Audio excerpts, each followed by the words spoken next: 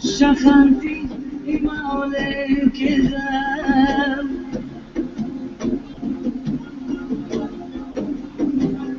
מבט שכן על נפשי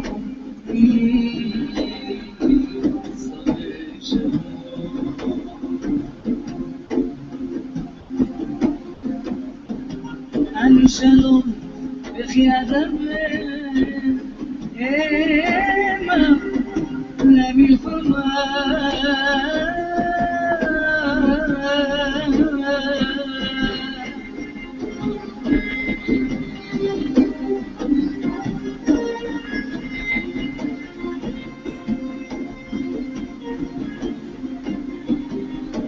שיר רמאללה מסיילה ילרי מאין יבוא עזרי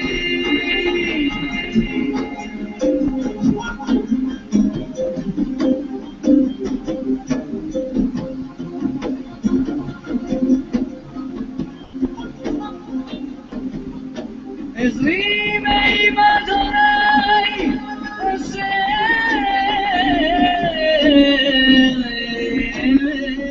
שמיים וארץ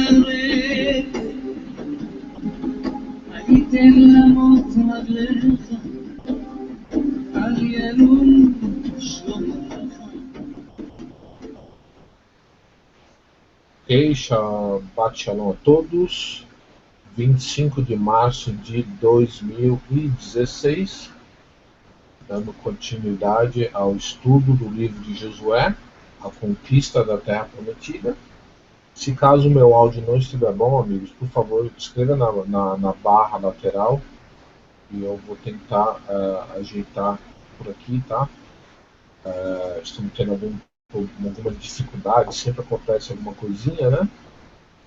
E lembrando aos amigos que nós estamos no meio da festa de Purim. A festa de Purim não é uma festa bíblica que se encontra em Levíticos 23, porém é um evento que eu aconselho a todos, se puderem, né, leiam o livro da Rainha Esther, né, onde você vai entender que esse evento foi um grande livramento que o Eterno deu para o seu povo, no meio de tantos outros, né? E é bem interessante que, apesar de não ser uma festa bíblica, né? Até mesmo a forma de se celebrar isso acabou se perdendo um pouco o verdadeiro sentido, né? E, bom, não é o assunto aqui, mas se você puder lembrar, né, do povo de Israel, se orar pela restauração da casa de Israel e da casa de Judá, porque esse foi um evento grandioso na lembrança do povo de Israel. Lembrando que o povo do Eterno não tem uma memória curta. O povo do Eterno é adestrado a não esquecer. E de tantas ocasiões no qual o povo do Eterno foi destinado a uma sentença de morte, a uma destruição, como foi o caso mais recente, que foi o caso do senhor Adolf Hitler, que o seu nome seja apagado para sempre. Ele tentou destruir o povo e não teve sucesso, e em consequência disso, por causa desses eventos, acabou se estabelecendo o Estado de Israel. Então, se o irmão puder aí tirar um tempo, interceder pela restauração do reino do Mashiach nesse mundo ainda, né, que ainda no nosso tempo de vida nós possamos ver essa restauração, porque não tem restauração que não faça parte do povo de Israel. Que o Eterno tenha misericórdia de nós, que nos ajude nesse empreendimento no qual estamos fazendo, que é de trazer o povo ao entendimento, né, da restauração de todas as coisas. Ou seja, estamos tentando reavivar o espírito de Elijah, né, que possa estar reavivando a nós a vontade de obedecer e andarmos em santidade diante da presença do Eterno. Então, dando continuidade aqui no livro de Josué, já estamos na metade do livro, estamos no capítulo 11, e vamos avançando, né? Em breve retomaremos os estudos da Torá, em breve. Essa semana tivemos alguns problemas técnicos aqui e não foi possível fazer nenhum estudo, peço perdão aos irmãos, acabei de reconfigurar meu computador e vamos caminhando e tentando trazer esses ensinamentos que nós estamos aprendendo com o Eterno. Então, no 11, prosseguindo, né? Quando Jabim, o rei de Hazor, soube disso, enviou mensagem a Joabe, rei de Madom, aos reis de Sivon e Atsafel, e os reis do norte que viviam nas montanhas na Arabá, ao sul de Kinerete e Cefalá, em Nafote, Dorá e ao oeste, os cananeus a leste, e a oeste os amorreus, os hititas e os ferezeus e os jebuseus das montanhas, e os reveus do sopé do Hermão, da região de Mispa, saíram com todas as suas tropas, um exército imenso, tão numeroso como a areia da praia, além de um grande número de cavalos e carros. Todos esses reis se uniram e acamparam junto às águas do Merom para lutar contra Israel. Lembrando da grande vitória que o Eterno tem dado, né, ao exército de Josué, desde que o povo obedeça a Torá, as instruções o povo tem andado em vitória. Isso mostra também que isso se aplica para a nossa vida, né? Andou na Torá, você vai andar em vitória, mesmo que você tenha a luta pela frente, porque essas lutas não vão cessar. Durante todo o período da vida de Josué, essas lutas vão prosseguindo cada vez mais, avançando cada vez mais. E o Eterno disse a Josué: não tenha medo deles, porque amanhã, a esta hora, os entregarei todos mortos a Israel. E a você cabe cortar os tendões dos cavalos deles e queimar os seus carros. Josué e todo o seu exército os surpreenderam junto às águas de Merom e os atacaram. E o Eterno os entregou nas mãos de Israel, que o derrotou e os perseguiu até Sidom, a grande até Miseforate, Maim, e até o vale de Mispá, a leste. Eles os mataram sem deixar sobrevivente algum. Josué os tratou como o Eterno lhe havia ordenado, cortou os tendões dos seus cavalos e queimou os seus carros. Na mesma ocasião, Josué conquistou Hazor e matou o seu rei à espada. Hazor tinha sido a capital de todos esses reinos. Matou à espada todos os que nele estavam, exterminou totalmente, sem poupar nada que respirasse, e incendiou Hazor. Amigos, a gente olha isso aqui, né, dá uma impressão que crueldade, né? Como é que pode esse Deus fazer algo tão terrível, né?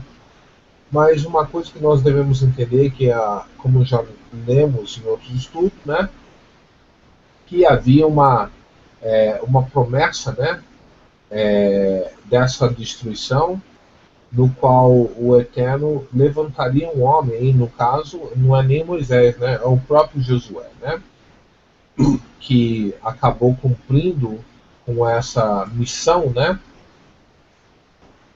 Nós colocamos aqui o livro de sabedoria, no capítulo 12, que ensina exatamente o que eles estavam praticando, né, na Terra, né, durante esse período, né. Deixa eu só, sem querer, eu fechei o link aqui, mas já achei aqui, ó. Matou para todos que estavam, exterminou-os completamente, totalmente, sem poupar nada que respirasse, e incendiou Hazor. Então, nós temos assim, uma tendência crítica, né, às vezes, de falar, uau, mas por que o Eterno fez isso? Que falta de misericórdia. Né? E às vezes uns chegam até a atribuir isso como demoníaco. Olha, nós vemos um exemplo de Nínive, né, no qual o profeta Jonas, né, Jona foi lá, né, lembrando que o nome Jona significa pomba, levou uma mensagem, porém o povo aceitou e houve redenção naquele lugar. Porém, 120 anos mais tarde, essa cidade acabou sendo destruída de novo, né? E temos, por exemplo, o caso de Sodoma e Gomorra, no qual nenhum rachalia ou nenhum missionário, né, foi lá levar nenhuma mensagem. E temos uma passagem no qual, na Brit Hadashah, no qual Mashiach diz que se alguém tivesse levado uma mensagem de redenção para a cidade de Gomorra, eles não teriam sido destruídos. Então, o Eterno não teve misericórdia com esse povo. Deixa eu falar uma coisa para você. Nós pegamos aí, por exemplo, se você ler no livro de Yasher, ou o livro dos Justos, você dá a entender que as pessoas locais dessa região conhecia a história de Abraão e sabia da promessa que o Eterno tinha feito a Abraão, no sentido de que o Eterno iria eventualmente trazer destruição e tomaria Canaã debaixo de uma espada. E praticamente nós vemos a mesma coisa acontecendo no livro de Apocalipse, no qual vemos o Mashiach vindo sobre as nuvens com uma roupagem de guerra, uma espada que sai da boca dele, né? E um cetro de ferro. E esse cetro de ferro nada mais é do que um governo à base da força, né? Então eu vejo o Mashiach vindo na unção de Josué, que vai fazer exatamente o que Josué fez. Vai limpar a terra de Israel. E não somente a terra, como todo o planeta, né? Então essa história de que o Eterno é bonzinho, que Deus que mata é Deus ruim, se preparem, porque a terra vai ser limpada de novo, porém vai ser na base da força, tá? Então se prepare, né? Só resta você saber qual lado do povo que você vai estar, né? Você vai estar do lado do povo para vencer, ou você vai se opor ao povo da Torá. É isso que você tem que tomar uma decisão hoje, né? No 12. Josué conquistou todas essas cidades e matou à espada os reis que as governaram. Destruiu-as totalmente como Moshe, servo do Eterno, tinha ordenado. Contudo, Israel não incendiou nenhuma das cidades construídas nas colinas, com exceto de Hazor, que Josué incendiou. Os israelitas tomaram posse de todos os depósitos e dos animais na cidade, mas mataram todo o povo à espada até exterminá-lo completamente, sem poupar ninguém. Tudo que o Eterno tinha ordenado ao seu servo Moshe ordenou a Josué, ou Yehoshua, e Yehoshua obedeceu, sem deixar de cumprir nada de tudo que o Eterno o havia ordenado a Moshe. É como se fosse assim, né? A impressão que dá aqui, vamos dizer, né? Moshe seria a figura do Eterno e Joshua, né? Ou Yehoshua, ele tem uma figura do próprio Mashiach, né? E o Mashiach é fiel à palavra do Eterno, ele não vacila, não tropeça o pé dele em obedecer. Ou seja, o mesmo DNA que está no Filho também está no Pai, né? Ou seja, o mesmo fruto que o Eterno produz, que Josué produz, o Mashiach também tem que produzir. Por que o nome de Josué foi mudado? Né? Porque para associar, para que um dia, no futuro, nós pudéssemos associar o nome de Josué com o próprio Mashiach. Né? Assim, Josué conquistou toda aquela terra. A Serra Central, todo o Negueb, toda a região de Goshen, a Cefalá, a Arabá e os montes de Israel e as suas planícies. Olha, para vocês terem uma ideia, a terra de Israel hoje, que está sob o domínio de Israel, é metade do que o território do qual o Eterno prometeu ao nosso pai Abraão, porque na verdade Israel nunca conseguiu cumprir com essa promessa. Quem vai cumprir com essa promessa verdadeiramente vai ser o filho de Davi, que já sabemos quem é, né? É o próprio Mashiach, né? Assim Josué conquistou toda a terra, a Serra Central, todo o Negueb, toda a região de Goshen, a Cefalá, a Arabá e os montes de Israel e seus planícies, desde o monte Alaque, que se ergue na direção de Seir, até Baal-Gadi. No vale do Líbano, no sopé do monte Hermon, ele capturou todos os seus reis e os matou. Olha só, mais ou menos a mesma coisa que o Mashiach vai fazer em relação às nações que se opõem a ele. Josué guerreou contra todos esses reis por muito tempo, com exceção dos heveus que viviam em Gibeon. Nenhuma cidade fez a paz com os israelitas. Em alguns momentos, o Eterno instrui o povo a oferecer um tratado de paz. Em outros, o Eterno não dá essa oportunidade. Isso também faz uma alusão de coisas que vão acontecer daqui para frente, no qual não adianta você querer pregar paz, não adianta você oferecer uma aliança. Veja bem, o Eterno vai e oferece uma aliança a quem não é povo, e mesmo assim eles rejeitam, né? Com exceção dos heveus que viviam em Gibeon, nenhuma cidade fez a paz com os israelitas, tá vendo? Parece exatamente o que acontece hoje no conflito do Oriente Médio, né? Nenhuma cidade consegue fazer paz com Israel. Nada mudou nos dias de hoje, né? E olha que Israel, não estou cobrindo Israel de santidade, né? Porque tem certas atitudes políticas de Israel que eu não concordo, certas atitudes militadas pelo IDF que eu não concordo também. Porém, Israel continua sendo literalmente sitiada, né, por inimigos, por pessoas que se opõem, né, a um Estado do tamanho de Sergipe, de Sergipe, e literalmente eles querem destruir aquele lugar, né? Que a todos conquistou em combate, pois foi o próprio Eterno que lhes endureceu o coração para guerrearem contra Israel. Ó, tá vendo? Isso faz alusão ao quê? Porque às vezes você vai encontrar certas oposições em relação a certas coisas que acontecem na sua vida, mas é o próprio Eterno que está fazendo isso. Então, por isso que nós temos que aprender a lidar quando nós nos deparamos com oposições.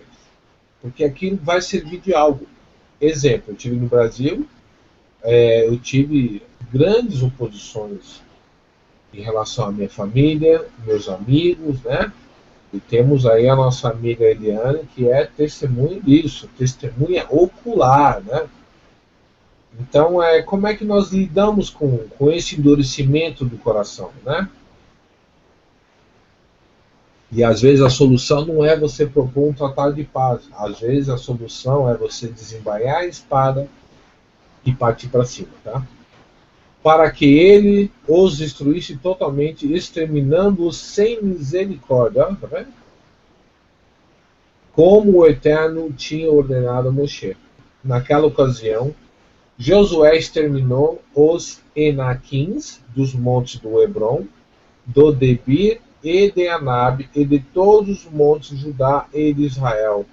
Ou seja, havia ainda remanescente, né, na terra de Canaã desses Anaquins, né, que eram como se fossem gigantes, né, ou semi-gigantes, que na verdade eles são remanescentes, né, de uma civilização que vem do pré-dilúvio, né, como o Eterno tinha ordenado a Moshe. Naquela ocasião, Josué exterminou os anaquins do monte de Hebron, de Debir e Anab e de todos do monte de Judá e de Israel. Josué destruiu-os totalmente e também as suas cidades.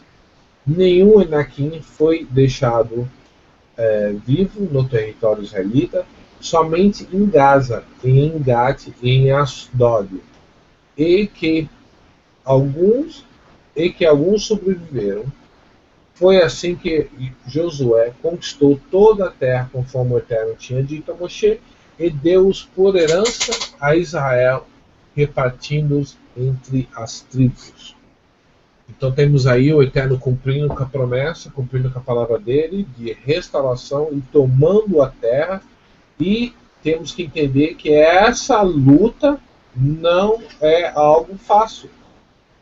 E eu sou testemunho que muitos que iniciaram com nós já desistiram, já se perderam pelo caminho e já estão até celebrando culto a ETs, a extraterrestres.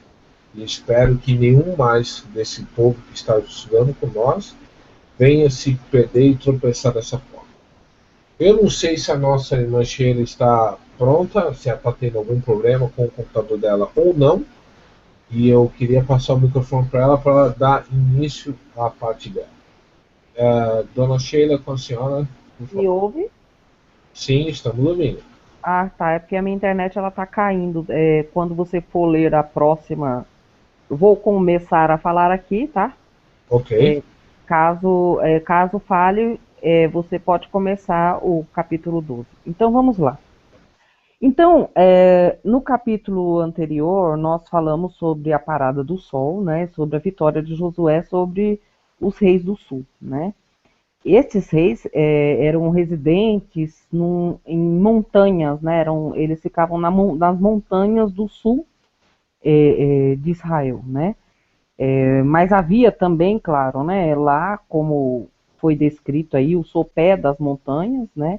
Na região costeira e no Planalto Central, que foi onde foi estabelecida as tribos de Judá e Benjamim, né?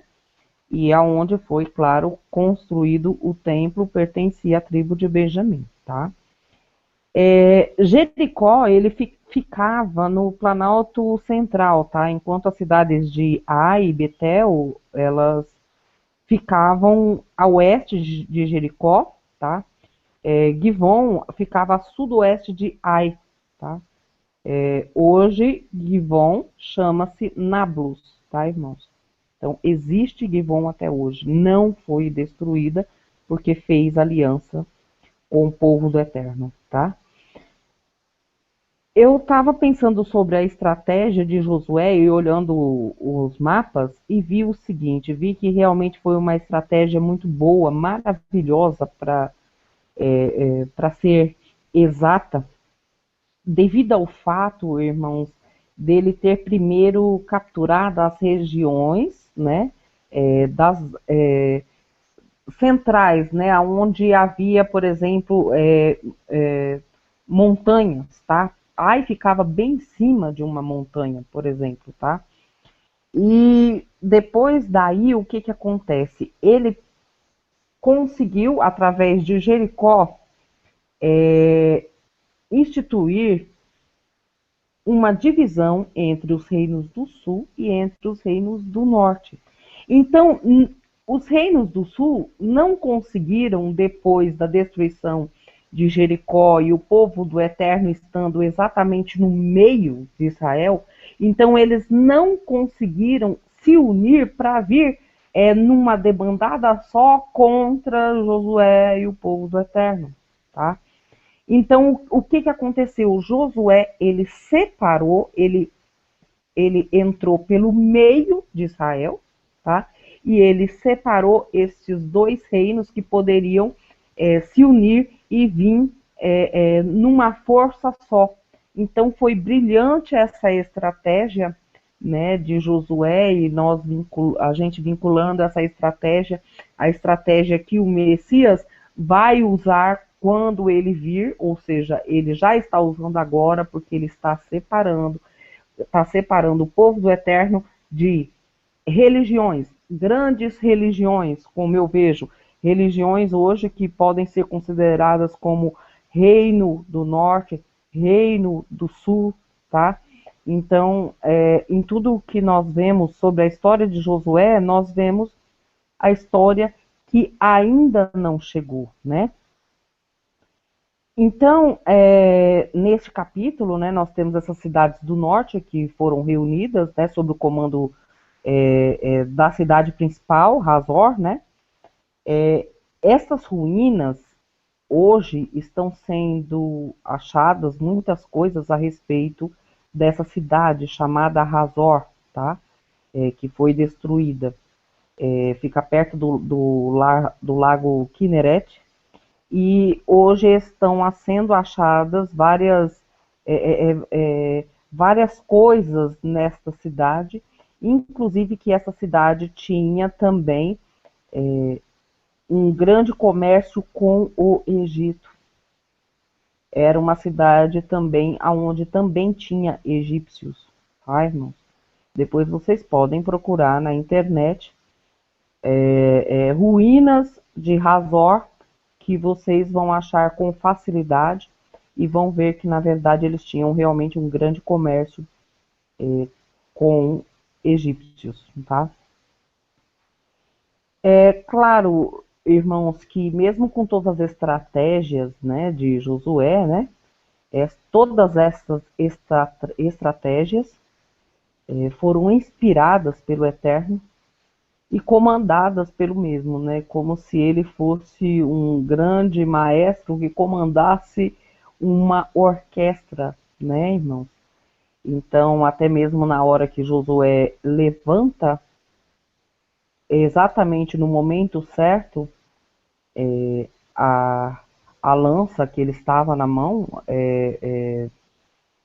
não era, eu acho que nem era uma lança, irmãos, se eu não me engano, era uma vara, né? Quando ele levanta a vara, né? E pessoas invadem, por exemplo, a cidade de Ai, né? Então, isso mostra que este momento foi um momento realmente inspirado pelo Eterno, tá?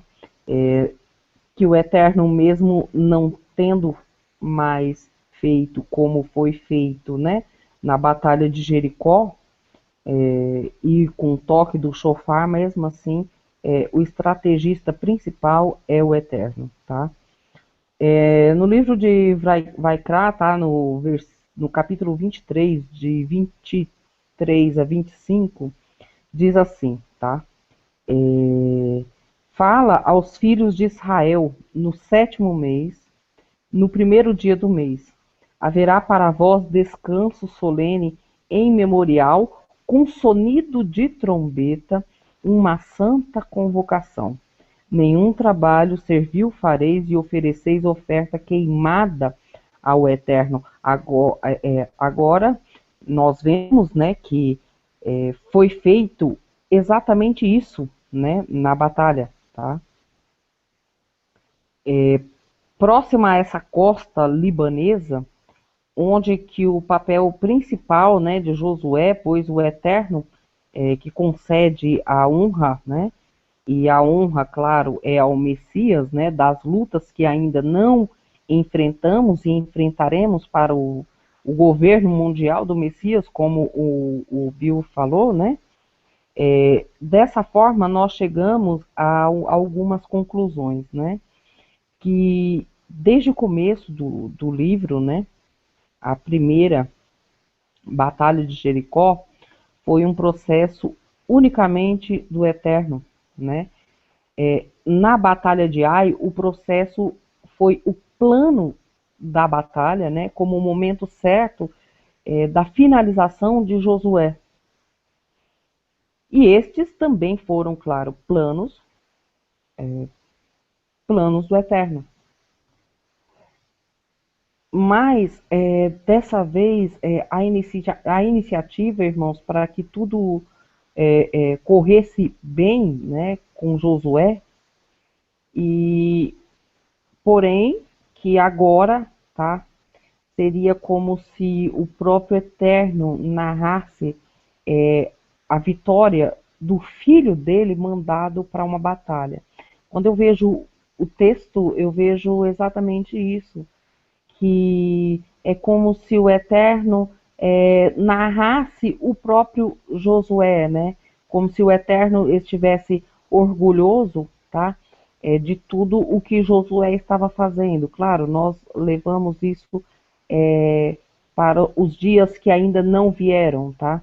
O orgulho que o Mashiach dará ao Eterno como primogênito, como vencedor e que governará a terra inteira, não só a terra prometida, não só o centro da terra, né?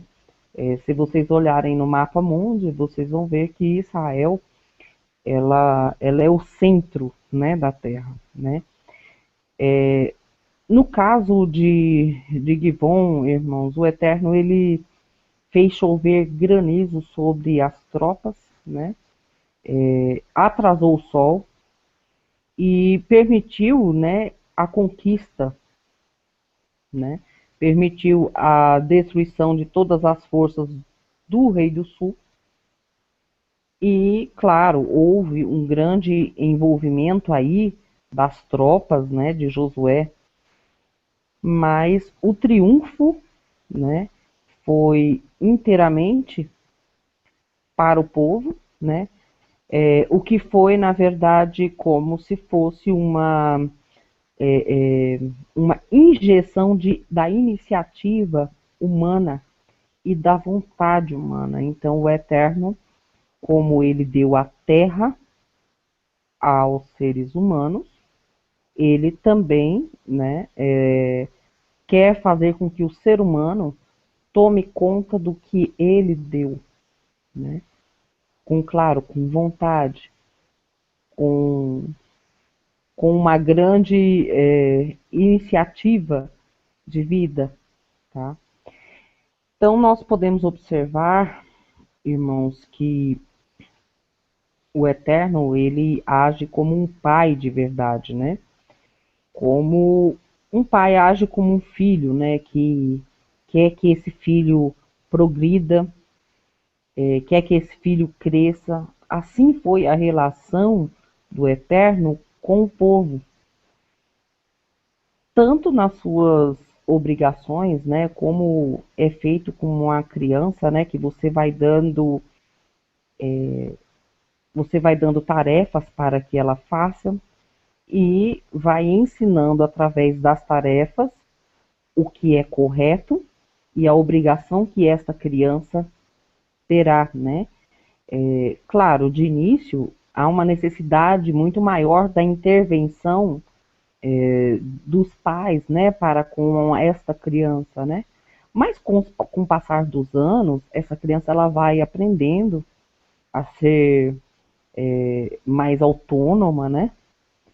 E, claro, né, para que nos dias vindouros ela saiba como agir em todos os aspectos da vida dela e agir com que com uma moral sadia e com algo que não vá, claro, envergonhar os pais, né? Porque todos os pais criam seus filhos e não querem ver a vergonha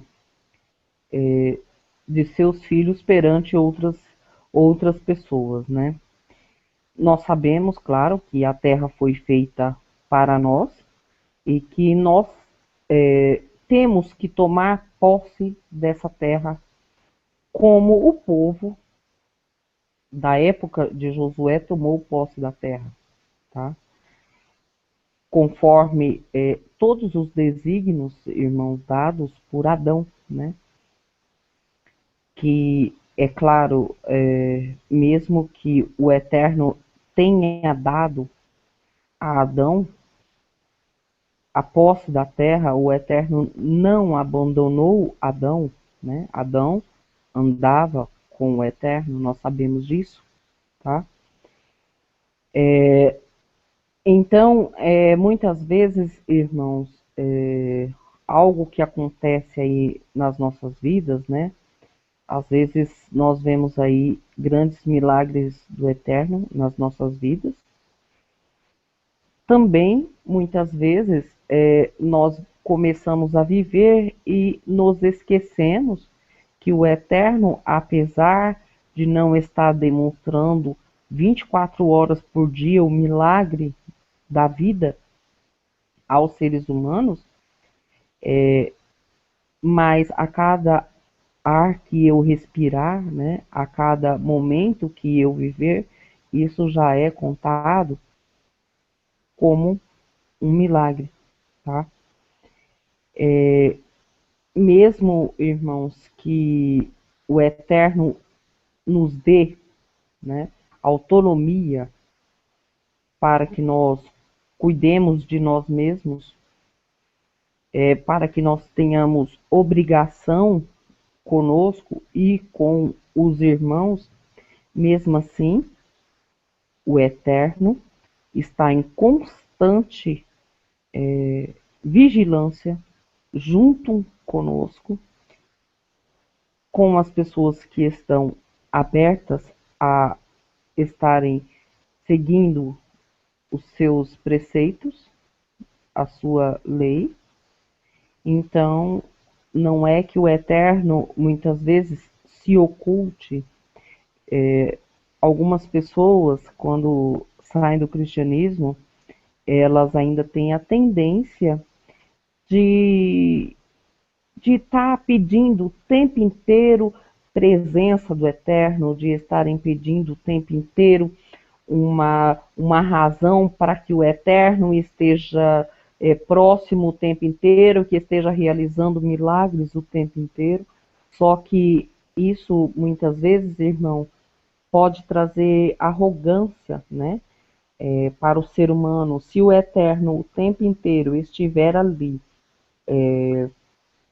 fazendo tudo o que o ser humano quer, o ser humano vai começar a se achar como o Eterno e vai causar dentro de cada ser humano como se fosse uma torre de confusão, uma torre de Babel, porque nós não somos nada e apesar do Eterno muitas vezes não estar, vamos dizer assim, quieto nas nossas vidas ou nas vidas de algumas pessoas, isso não quer dizer, tá, que o Eterno não esteja próximo a gente, não esteja trabalhando a cada dia nas nossas vidas em busca do que nós escolhemos estar.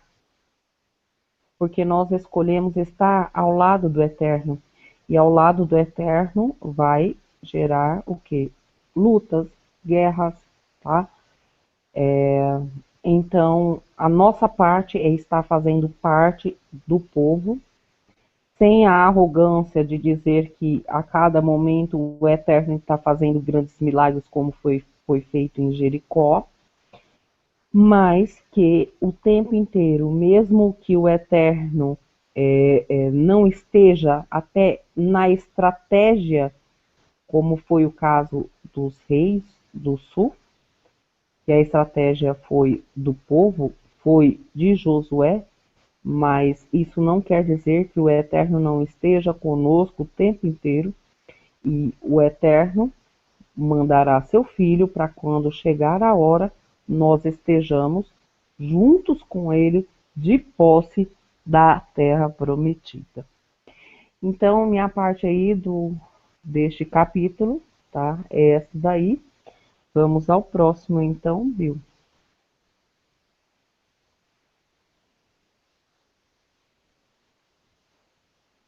Bill, tá aí? Ok. Só para um ponto aqui, né? Eu achei essa foto aqui, que essa seria a terra prometida, a verdadeira terra prometida que o Eterno fez a Abraão. E se você olhar, né, tá cobrindo todo o Nilo aqui, né?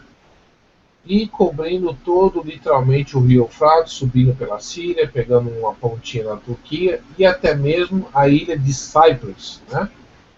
E, e nós vemos lá atrás que temos o nosso pai Abino, né? Abraão, e ele percorreu toda essa região aqui, né? Ou seja, espiritualmente ele tomou posse da terra. Agora cabe os filhos, né, tomar essa posse. E sabemos que Israel, essa Israel de hoje, jamais vai conseguir tomar posse, né, dentro desse território. E isso realmente será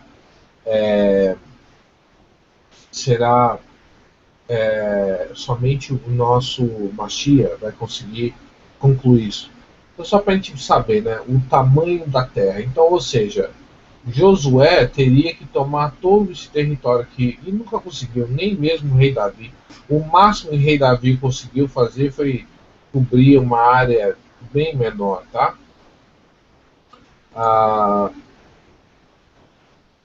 Então, vamos aí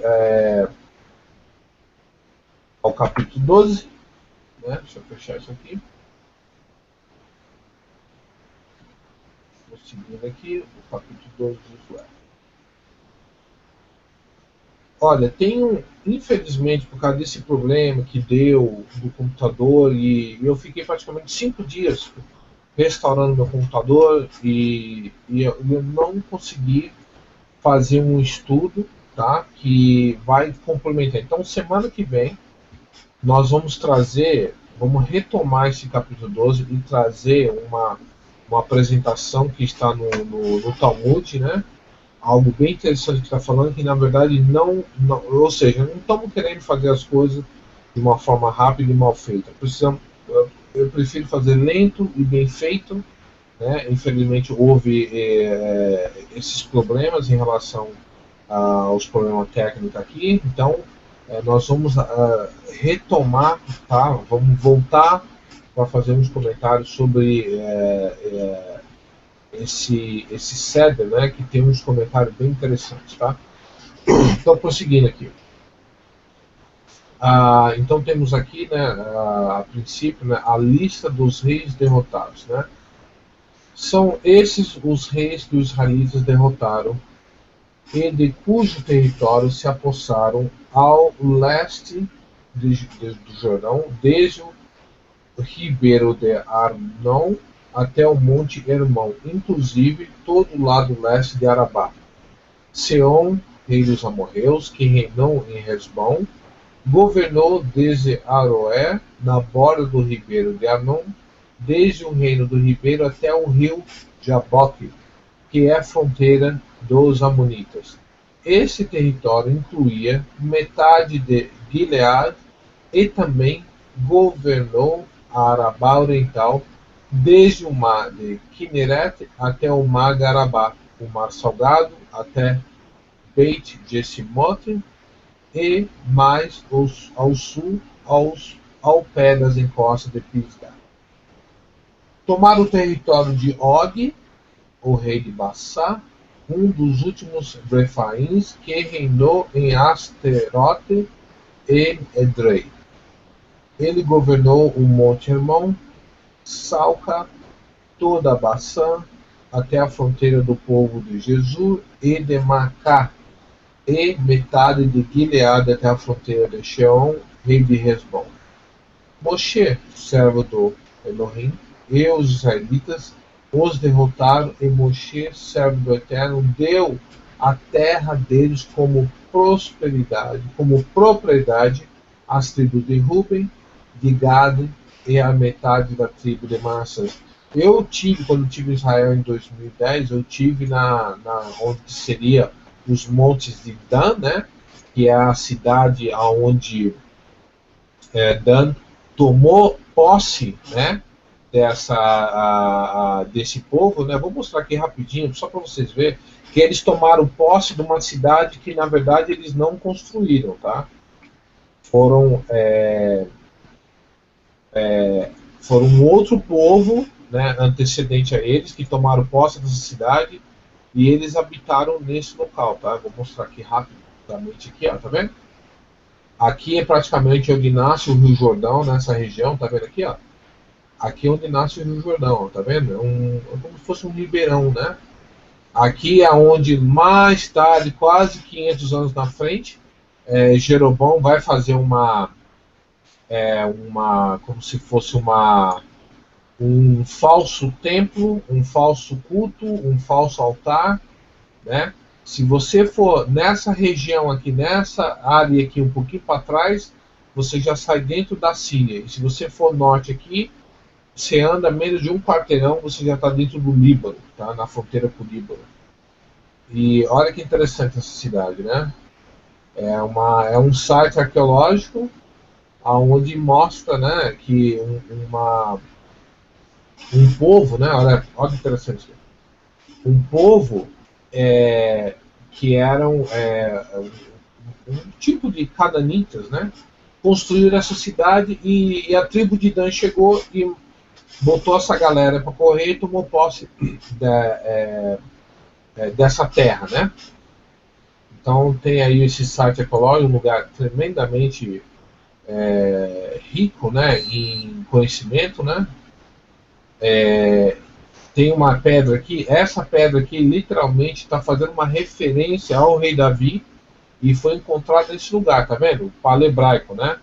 Ao nosso amigo Ângelo aí, né, que tem um grande interesse na língua do palebraico, tá vendo aqui, ó? Palebraico aqui fazendo referência às escrituras de Segunda Reis e está mencionando o rei Davi. Bem interessante esse local. Bom, fechar aqui.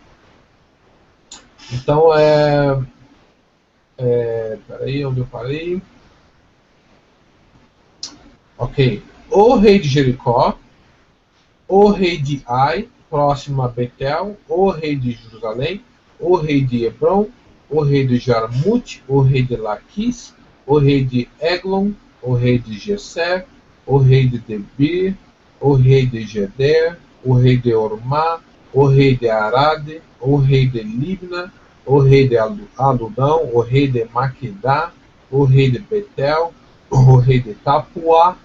Ó, lembra que tem um nome em português que lembra um pouco isso aqui, né? Tapuã, né? Tá vendo como a própria língua tupi-guarani, ela tem certas associação, né, com esses nomes dessa região, né, desses lugares, né? O rei de Refer, o rei de Afek, o rei de Lachoron, o rei de Madon, o rei de Hazor, o rei de Simbron, Meron, o rei de Aksafe, o rei de Taanaque, o rei de Megido, o rei de Quedes, o rei de Joquemeon, do Carmelo, o rei de Dor, em Nafor, Nafotedor, o rei de Goim de Gidal e o rei de Tinsra, 31 reis ao todo. Ou seja, olha quantas comunidades, e às vezes, para você ter uma ideia, às vezes uma comunidade tinha aí, de repente, vamos dizer, 1.000 homens. Tá? Era uma comunidade e era considerado até mesmo uma nação, porque às vezes eles eram particulares, só eles tinham uma língua, uma cultura diferente de alguém que morava talvez a 20 quilômetros deles, né? Só para ter uma ideia, né? Hoje, por exemplo, nos Estados Unidos, eles falam que existe mais ou menos umas 30 nações dentro dos Estados Unidos. Existe a República Federativa Americana, né? Junto, dentro dessa República Federativa, existem as tribos indígenas, às vezes com 300 homens, às vezes com 1.500 indígenas, né? E é considerado uma nação dentro da própria nação. O mesmo acontece no Brasil, né? Existem tribos indígenas que eles não têm nem consciência que eles estão dentro de uma república federativa chamada Brasil. Que existe uma Constituição, que existe umas Forças Armadas, nem sabe que existe uma Brasília, o que está acontecendo no governo brasileiro, né? Mas eles estão dentro dessa cúpula, né? Então é mais ou menos isso que acontece dentro dessa dessa terra, né? No momento aqui ainda não é Israel, né? Eventualmente vai se chamar Israel, mas seria aí a terra de Canaã, né? Onde todas essas nações estavam imperando e vivendo aí mais ou menos 900 anos. Teldão, por exemplo, eles estavam lá, foi construída 900 anos antes do Mashiach, né? E eventualmente foi sucumbida pelos Damitas, né? Bom, irmã Sheila, passo o microfone para você fazer seus comentários. Então vamos lá, irmãos, vamos lá. Estão me ouvindo? Estão me ouvindo, Bill? Sim, sim. Então tá bom. Então, irmãos, olha só, esse capítulo, né, ele se completa todo com a história, né, da Terra, né, que começa relatando a conquista de Moshe,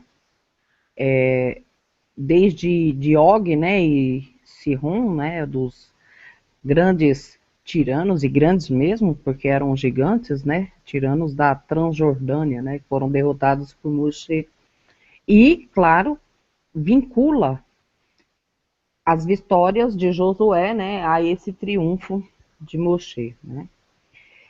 Embora, irmãos, escrita em forma de uma canção, tá, esse escrito, né, esse Ketuvim, ele, dentro de uma sinagoga, né, de uma yeshiva, ele tem uma forma construída, tá, uma forma de construção das letras, tá? Para que vocês saibam melhor, né? Vocês podem consultar um Talmud, chama Talmud Bavli, Megillah, no capítulo 16b, né, na folha B. Então, vocês podem saber como que funciona a construção e por que foi disposto essa parte de baixo aí, né? Bill, você pode descer um pouco o texto para mim? Essa parte de baixo, aonde é relatado os reis, né? Que fala o rei de Jericó, o rei de Ai, próximo a Betel, o rei de Jerusalém, o rei de Hebron, o rei de Jarmute, e assim por diante. Na verdade, a forma como é escrita, né, nos escritos que estão em hebraico dentro de uma sinagoga, é uma forma como que referente a uma construção, tá? Aonde o quê? Aonde não haveria espaço para que fosse levantado de novo o alicerce sobre essas cidades que foram destruídas, tá, irmãos? Então, eu tenho lá um longo texto em hebraico, tá? E eu tenho um espaço, aí sim é colocado a palavra, por exemplo, tá? Isso é a forma como é escrito este Ketuvim, tá? Mas isso seria o quê? Seria como que um alicerce, né? Seria considerado como um tijolo, e onde um tijolo que é construído com uma base com meios tijolos, ela não tem sustentação, tá? Que foi o caso destes reis que se levantaram, mas nunca mais, e quando caíram, nunca mais se levantaram, tá? Porque, irmãos, nós podemos considerar que antes das construções feitas de ferro e concreto que nós temos hoje, as construções antigamente, elas tinham uma base reforçada na sua sapata, né? Fazendo com que o tamanho do prédio estivesse relacionado ao tamanho da sapata, tá? Raramente, antigamente, um prédio tinha mais de 8 andares, né? Da mesma forma, foi disposto o texto em hebraico para o caso desses 31 reis, né, falados nesse texto, né? E destes, né, 17 são citados nos capítulos anteriores. No entanto, irmãos, o fato de não ter sido citado os outros 14, né, nos capítulos posteriores, não quer dizer que não houve uma guerra abrangente destas tribos, tá? Claro, né? Muitas pessoas podem julgar, né? Não entenderem, né? Como pode se dar estes conflitos, né? Muitas pessoas podem achar que não foram dadas chances aos povos que foram extintos, todos esses povos, né, com a derrubada das suas cidades, mas esse para nunca mais voltarem remete o que? A atenção para um aspecto moral mais relevante, tá? Como foi o caso, né, o exemplo de Jericó. Olha só, irmãos, no caso de Jericó, Jericó descobriu, o Eterno fez com que eles descobrissem os espias lá dentro. Então, eles tinham tempo de se entregarem, tá? E não fizeram. Porque a partir do momento que eles descobriram os espias, eles poderiam ter se entregado. Havia esse tempo hábil, o Eterno deixou esse tempo hábil, porque eles descobriram que iriam ser atacados, eles sabiam que iam ser atacados, né? E não fizeram. Da mesma forma, as outras nações, mesmo Jericó servindo de exemplo, também não quiseram se render, né? E estiveram nessas lutas com o povo do Eterno, perdendo e sendo dizimados e tendo a sua população civil dizimada, né? O que nos traz, irmãos, de lição é que mesmo com a intenção de que as vidas devem ser protegidas, que nós não devemos ter isso como uma mensagem superficial. No caso de nós mesmos não estarmos preparados para aquele dia, tá? O dia do Eterno, o dia que o Mashiach vai vir. Então, nós temos também, como o povo de Israel estava sempre preparado para o que é chamado bom combate, tá? Claro, nós temos que ser, vamos dizer assim, nós temos que usar de uma forma muito menos dolorosa, irmãos. Pedir ao Eterno para que a forma para que nós chegamos à Terra Prometida não seja tão brutal, tá? como nós temos observado, irmãos, e para entender, né, nós temos que ter em mente os 5 livros da Torá, né? Estes que servem para, vamos dizer assim, um pano de fundo para toda a realização, irmãos, das promessas, né, para com o povo, também como um cumprimento da parte requerida, né, do contratante, quando deu a terra ao povo. A terra, irmãos, foi dada ao povo desde o início de Êxodo. E a terra ela foi dada como um cumprimento desta promessa que foi feita para os patriarcas. Renovado, claro, esse pacto, né, com Moshe, na sarça ardente, onde o Eterno, além de elogiar a terra prometida, ainda avisa que essa terra estava tomada por uma série de tribos que não mereciam, irmãos, os benefícios que estavam nessa terra. Porque o Eterno diz assim para Moshe, ele diz que seria uma terra que mana leite e mel. E este povo que não merecia os benefícios do Eterno, estava lá usufruindo dessa terra, tá? Por muitos séculos, né? Então, onde o Eterno, irmãos, deixa bem claro, né, que mandaria, vamos dizer assim, alguém, né, que viria em nome dele, e esse alguém iria o quê? Preparar o caminho, que foi o que aconteceu com Moshe. Moshe preparou o caminho, né, para a entrada deste povo na terra prometida. Da mesma forma, o Messias, assim, veio para preparar o caminho, tá? No entanto, irmãos, o Eterno, ele deixa bem claro para o povo que o povo não se curvasse aos deuses destas nações, para que o povo não servisse aos deuses dessas nações, para que o povo não ficasse debaixo dos costumes dessas nações, tá?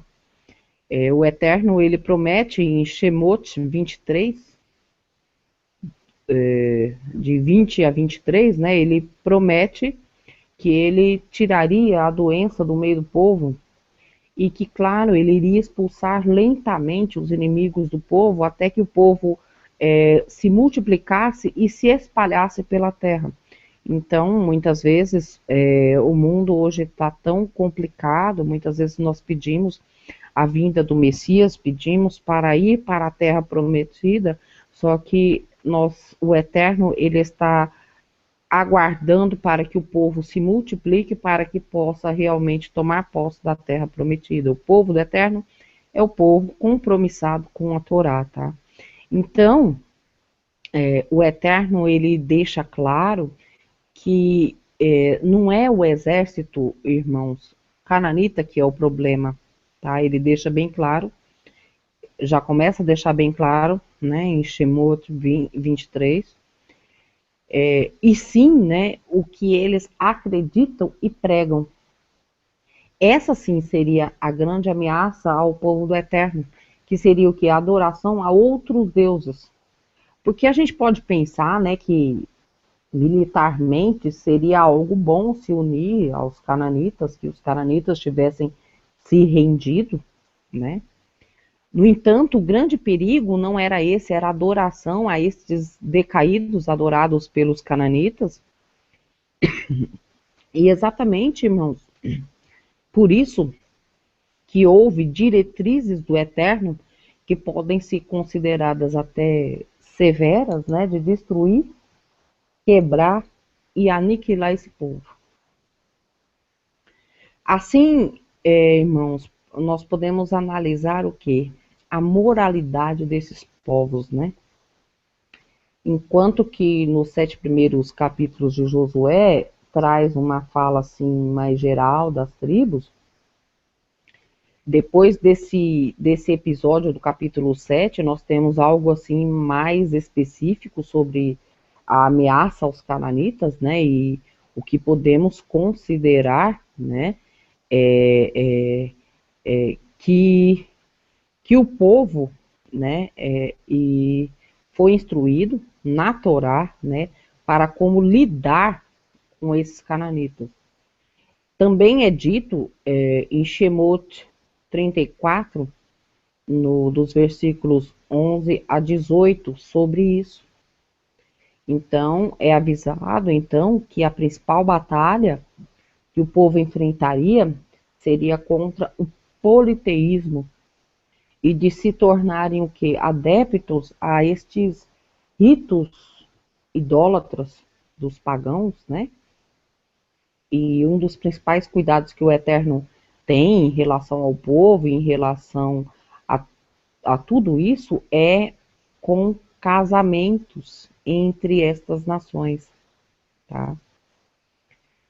Uma vez que contratado este casamento, né, casamento, por exemplo, do povo do Eterno com cananeus ou cananitas, né, seria bem fácil a adoção das práticas cananitas e dos deuses, e isso entra num grande contraste, né, com um contrato feito pelo Eterno, sendo um contrato único, e que o Eterno, com todo cuidado, pede para que não maculassem, né, a imagem do povo do Eterno se casando com estes povos, tá?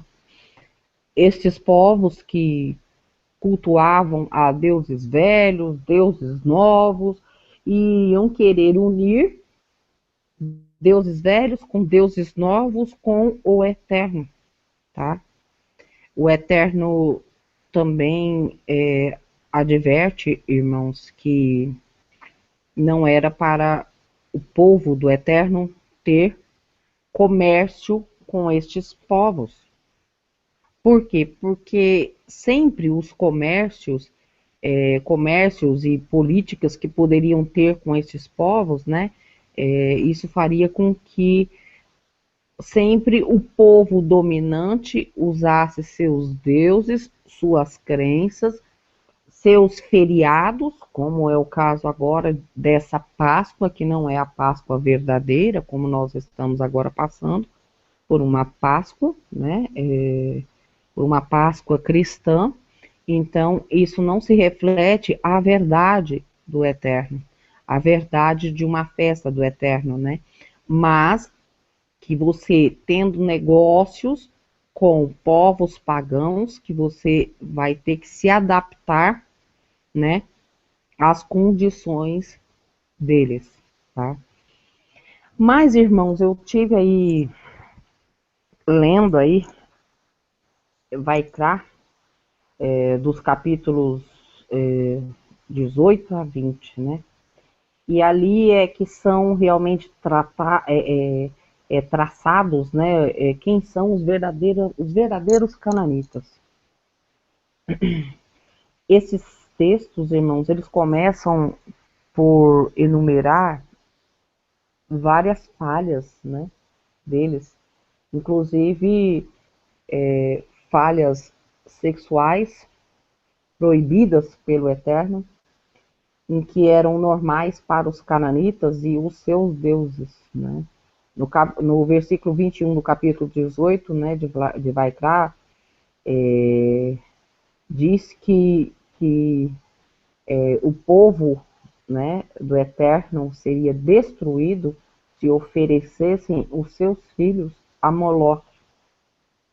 Então, aqui nós vemos aí práticas o quê? Dos egípcios e dos cananeus, né? Da mesma forma que os cananeus, eles cometiam, vamos dizer assim, toda sorte de bestialidade. Eles iam aí, vamos dizer assim, num desencontro com qualquer respeito ou parâmetro dado pelo Eterno. Eles não queriam saber do Eterno, nunca quiseram. O incesto também era uma das grandes práticas, se pode se considerar grande, porque era grande, porque o incesto era algo normal desde a mais tenra infância às crianças, né, destas cidades, né? Infelizmente, mesmo quando elas eram muito pequenas, elas já eram abusadas sexualmente pelos seus pais, né? Da mesma forma como havia o que? Bestialidade, como havia homossexualidade, e tudo isso, irmãos, usado aqui a cultos a deuses. Da mesma forma que havia o culto a Moloque, que foi bem explicado também em Deuteronômio 12, se vocês pegarem lá depois Deuteronômio 12, né, e lerem do versículo 29 ao capítulo 13, versículo 1, vocês vão ver como era esse culto a Moloque. Claro, irmãos, existiam variações do culto a Moloque, e uma dessas variações, né, como é dita no Talmud, no Sanhedrin, no 64b, né, capítulo 64, folha B, também é dito que não só crianças eram mortas, tá? Mas também havia um culto em que as crianças passavam lá por brasas, por fogo, tal como hoje, eu estava lembrando, se fazem em muitas festas juninas cristãs, né, onde é colocado aquele tapete de brasa, aí você passa pelas brasas para ver se você tem fé, passa com os pés descalços para ver se você tem fé. Então, se não queimar os seus pés, então é porque você tem fé, tá, irmãos? Então, isso também é um tipo de culto a Moloque, tá? Mas também, né, a gente, no Salmo 106, no versículo 34 a 39, também é falado que essa prática do culto a Moloque envolvia o quê? Realmente morte de crianças, né? Em Bamidbar 30, do versículo 50 a 56, o Eterno avisa que se caso o povo fizesse pacto com essas nações, que Israel iria ser seduzido por seus deuses e iria sofrer as consequências de serem expulsos da terra prometida e pisados, né, por todas as nações, como realmente foi, né? Então, nós, irmãos, podemos considerar que o livro de Devarim, né, seria como sendo um ensaio, né, em que essa legislação seria posta realmente em prática quando houvesse a terra prometida. Então, hoje, irmãos, nós podemos considerar que nós estamos num ensaio para entrar na terra prometida. Um ensaio em que eu estou aprendendo a guardar todas as mitzvot do Eterno, né? Claro, nós vemos também que em Devarim, apesar de que o Eterno nos avisa para não estarmos diante destes deuses, né? O Eterno, ele encoraja também o povo a se manter firme, a se manter fiel, sendo que o sucesso, né, para que a terra continue em prosperidade, seria que o povo não se deixasse levar, né, por esta idolatria, né, e que todo idólatra fosse expurgada, né, do meio do povo, né. Olha só, irmãos, a condenação, né, consistente dessa cultura cananeia, né, e cada menção deles nos textos da Torá, não é como se fosse uma explosão de histeria, né, uma explosão injustificada, ou algo que pudéssemos colocar como, desencadeou um processo de demonização dos cananitas. Não é bem assim, irmãos. Na verdade, né, o que abriu o caminho para essa futura extirpação, né, das mãos dos israelitas, mas seria, na verdade, mais como se fosse uma avaliação, né, sombria, claro, porque foi realmente muito complicado até para o povo. Lutar sem sentir ódio, lutar sem querer crueldade, tá? Mas o problema dos cananitas é que toda a idolatria, tudo o que eles usavam, tá? Faziam com que eles próprios estivessem insensíveis a qualquer coisa que fosse moralmente aceita, irmãos.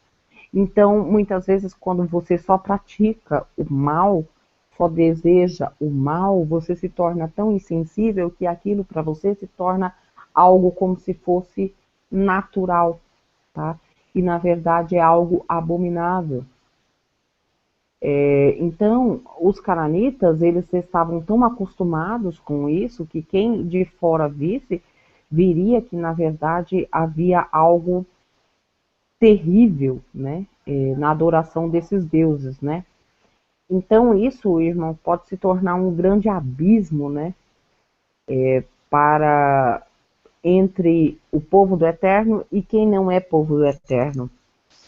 E esse grande abismo é o que separa o monoteísmo, né, do politeísmo, que não se reflete em apenas uma matemática, né, de ter um só ou ter vários, tá?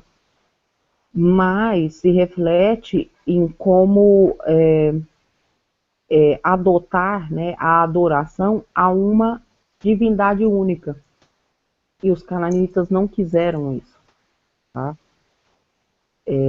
Então, irmãos, eu estive pensando sobre como seria ter vários deuses, né? Existem muitas nações que têm aí muitos deuses até hoje.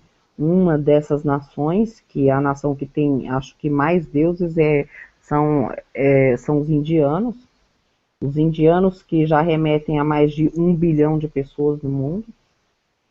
Então, irmãos, fazendo uma análise disso tudo, tá? Como funcionaria, por exemplo, se tivéssemos vários deuses? Eu estava fazendo uma análise e eu cheguei à conclusão de que quando você tem vários deuses, nenhum desses deuses chega ao domínio completo da natureza, né? Ou dos seus próprios colegas deuses, se assim podemos dizer, né? Se há muitos deuses, então eles podem entrar aí em conflito, em confronto, né? Assim como forças naturais que giram em torno deles próprios, né? Então haveria o que? Um capricho de deuses, né? E esses deuses, eles mesmos acabam entrando em conflito consigo mesmos, né? Da mesma forma como se há muitos deuses, e eles podem ser o que? Limitados materialmente e podem o que? Se tornar, né? Vamos dizer assim, doadores de materialidade, né, de coisas materiais para o ser humano, o que poderia se tornar algo assim até bem grotesco, irmãos, porque eles iriam ceder o quê? As fraquezas humanas, né? As fraquezas humanas de sempre querer mais, possuir mais, querer mais felicidade, sendo que a felicidade completa está em amar ao Eterno e obedecer ao Eterno, né? Imagina, né? Você vai na Índia, aí tem vários deuses, aí eles fazem um monte de coisas, cada um deus exige um tipo de oração diferente, você tem que orar para vários deuses, tá? Porque cada um diz, né, que é dono de uma coisa, né? Muitos deuses também, irmãos, implicariam que em muitos padrões de conquista, né?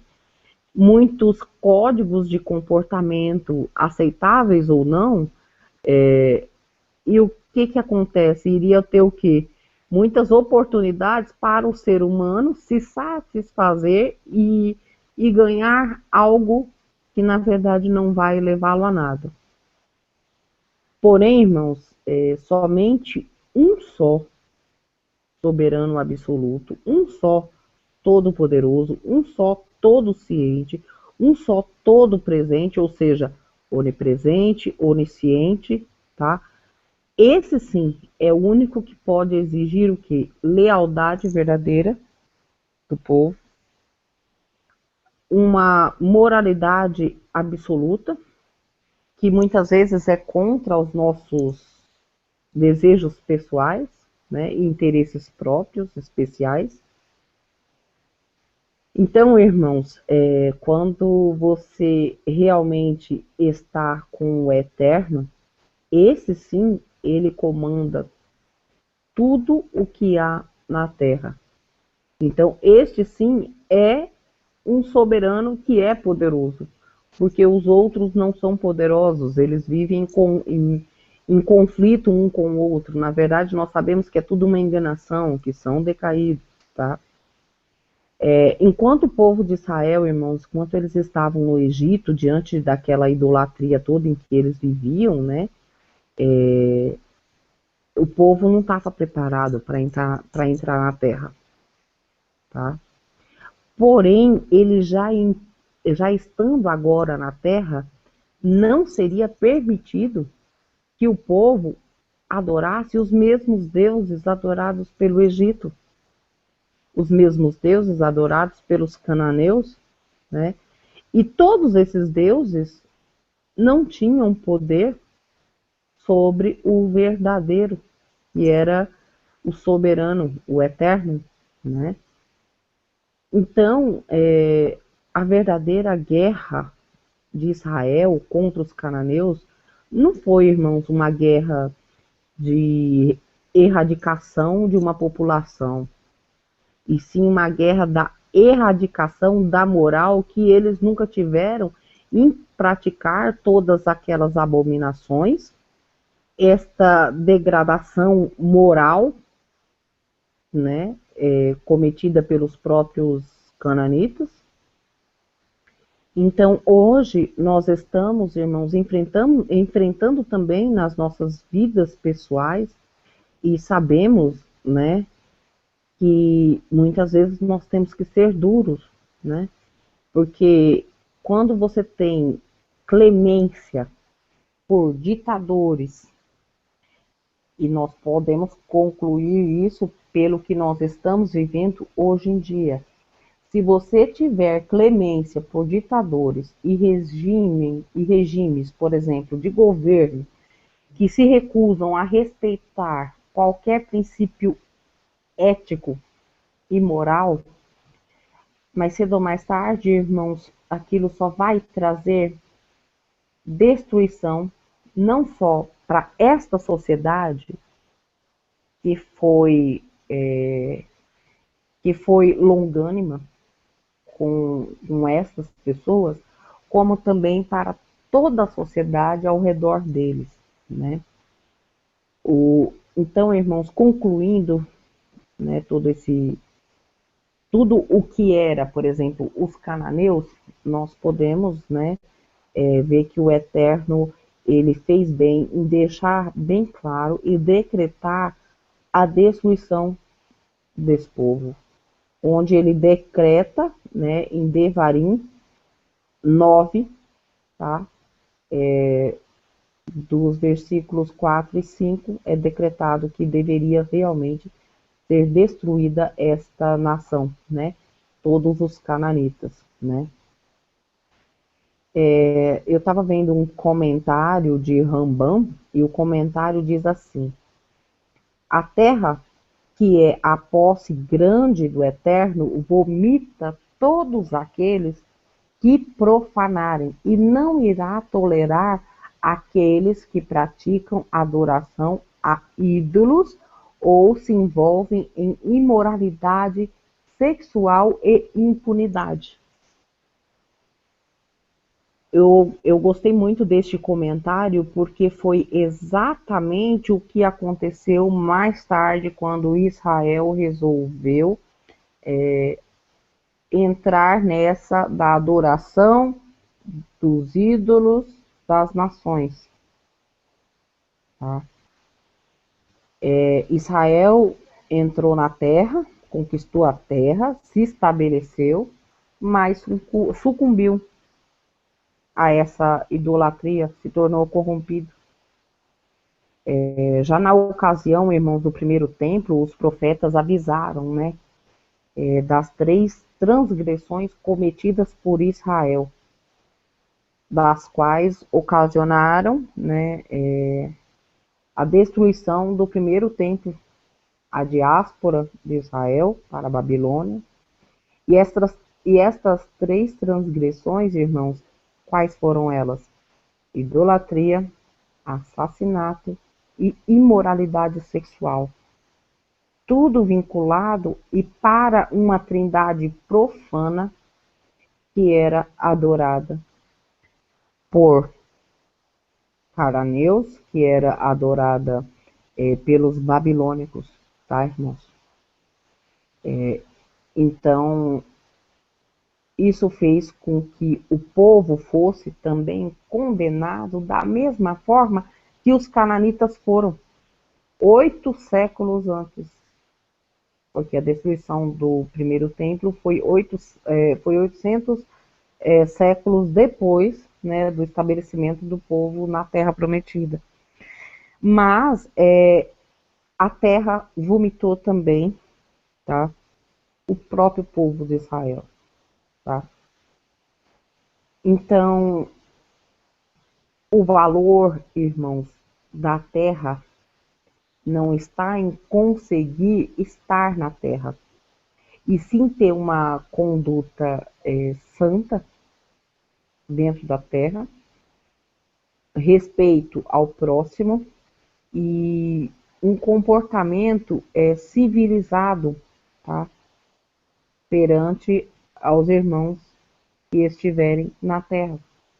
Se você não tem nada disso, a terra vai te vomitar, como aconteceu em Israel. Porém, agora que nós estamos nos aproximando de entrar novamente na terra prometida, e agora sim a terra que será dada pelo Mashiach e comandada pelo próprio Mashiach, então, caso você esteja ainda com uma conduta imoral, caso você não esteja respeitando o seu próximo, caso você não esteja de acordo com o Eterno, obedecendo ao Eterno, tendo um comportamento civilizado, porque a lei nos faz ter um comportamento civilizado em relação aos outros irmãos. É algo como um livro de conduta.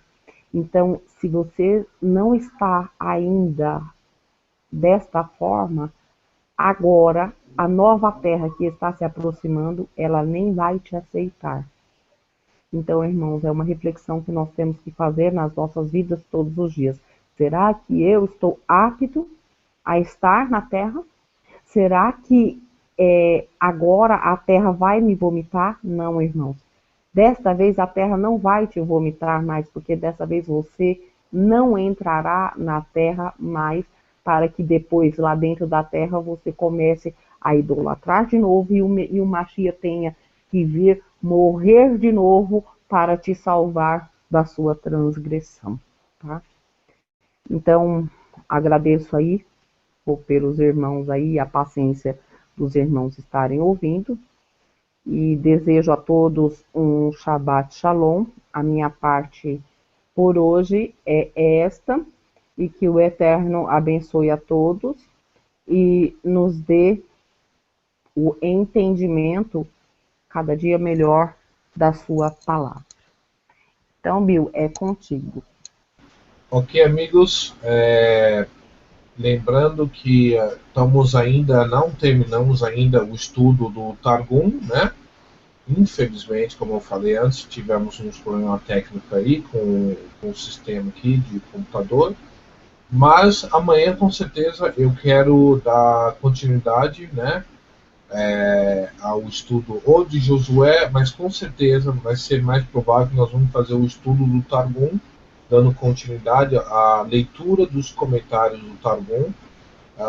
Eu tenho recebido assim certos comentários, as pessoas estão realmente gostando, né? Está ficando mais claro, né, o relato de Gênesis para eles. Isso é interessante, como eu sempre digo, se nós não entendemos pelo menos os 4 capítulos de Gênesis, nós vamos ter um sério problema, né, em entender o resto das escrituras, né? Porque o Eterno escondeu grandes tesouros na abertura dos 4 primeiros capítulos de Gênesis, aonde existe, pode-se dizer mistério, a palavra seria mistério. Mistério é algo que está oculto, né? Algo que não está assim à vista, né?